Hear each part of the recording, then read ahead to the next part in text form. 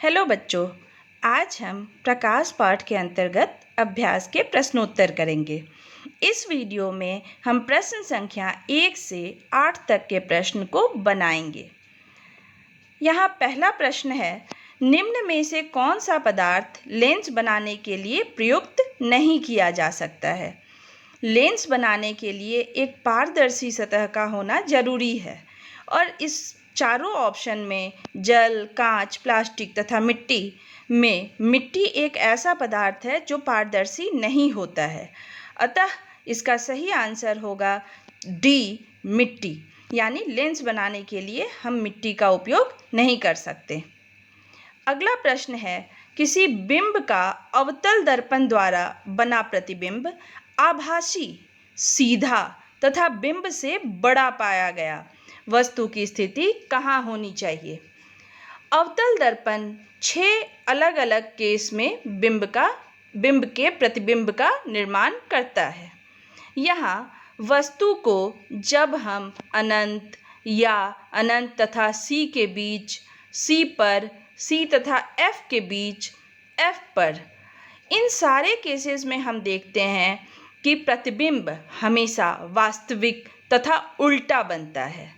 एकमात्र अंतिम केस जब बिंब को ध्रुव तथा मुख्य फोकस के बीच रखा जाता है, तभी प्रतिबिंब आभासी, सीधा, बिंब से बड़ा तथा दर्पण के पीछे बनता है। तो यहाँ जो 4 ऑप्शन है उसमें पहला ऑप्शन है मुख्य फोकस तथा वक्रता केंद्र के बीच, वक्रता केंद्र पर, वक्रता केंद्र से परे, और अंतिम ऑप्शन है दर्पण के ध्रुव तथा मुख्य फोकस के बीच। तो इसका सही आंसर होगा डी, दर्पण के ध्रुव तथा मुख्य फोकस के बीच जब वस्तु को रखा जाता है तो उसका प्रतिबिंब आभासी, सीधा तथा बिंब से बड़ा पाया जाता है। तीसरा प्रश्न है, किसी पिंड का वास्तविक तथा समान साइज का प्रतिबिंब प्राप्त करने के लिए बिंब को उत्तल लेंस के सामने कहाँ रखें? कंडीशन क्या है? वास्तविक तथा समान साइज। तो वास्तविक और समान साइज का प्रतिबिंब प्राप्त करने के लिए हमेशा वस्तु को फोकस दूरी की दुगुनी दूरी पर यानी C1 पर रखा जाता है। तो यहाँ 4 ऑप्शन में से बी ऑप्शन जो है वह इसका सही उत्तर होगा, जिसका उत्तर है फोकस दूरी की दोगुनी दूरी पर जब हम वस्तु को रखेंगे तो उसका प्रतिबिंब समान साइज, वास्तविक तथा उल्टा बनता है।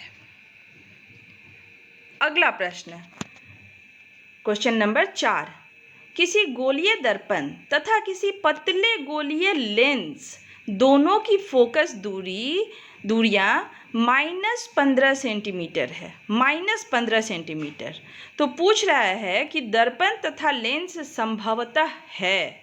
इसका ऑप्शन है दोनों अवतल, दोनों उत्तल, अवतल तथा उत्तल, अवतल लेंस तथा उत्तल दर्पण, और उत्तल लेंस तथा अवतल दर्पण। तो इसका सही आंसर होगा, चूँकि यहाँ फोकस दूरी -15 सेंटीमीटर है, तो माइनस जब भी फोकस दूरी होता है तो वह अवतल दर्पण और अवतल लेंस का होता है। यानी लेंस हो या दर्पण दोनों ही अवतल जब होगा तब उसकी फोकस दूरी निगेटिव होती है। तो इसका सही आंसर होगा ए, दोनों अवतल। 5वां प्रश्न है, किसी दर्पण से आप चाहे कितनी दूरी पर खड़े हो कि आपका प्रतिबिंब सदैव सीधा प्रतीत होता है, संभवतः दर्पण है। यानी इस प्रश्न का अर्थ हुआ कि हम कितनी भी दूरी पर खड़े हो उस दर्पण के, तो हमारा प्रतिबिंब सदैव सीधा होता है।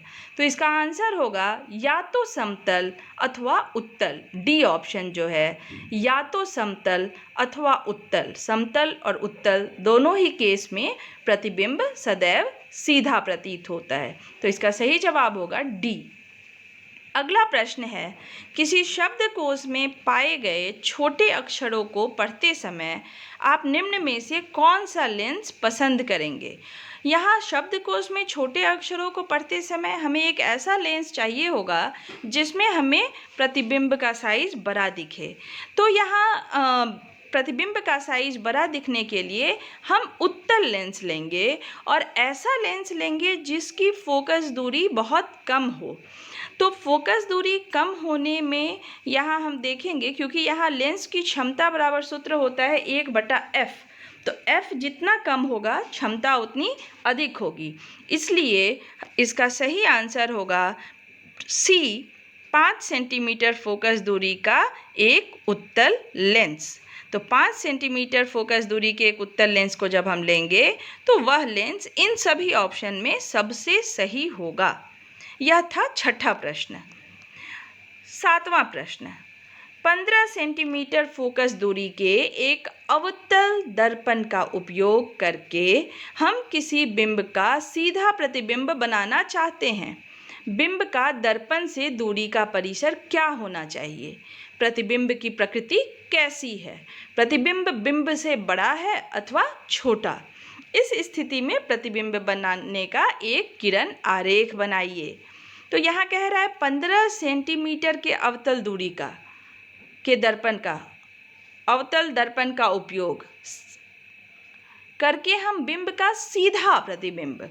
तो इससे पहले भी जो एक प्रश्न था उसमें था कि अवतल दर्पण से सीधा प्रतिबिंब सिर्फ एक ही केस में हम प्राप्त कर सकते हैं, वह है जब वस्तु को हम फोकस बिंदु और ध्रुव के बीच रखें। तो यहाँ फोकस दूरी यहाँ दिया हुआ है 15 सेंटीमीटर। तो अगर हम वस्तु को शून्य से, अगर ध्रुव से हम मापें तो वह दूरी होगी 0 से 15 सेंटीमीटर के बीच में, यानी फोकस और P के बीच में अगर हम रखेंगे तो वह उसके द्वारा बना गया प्रतिबिंब सीधा होगा।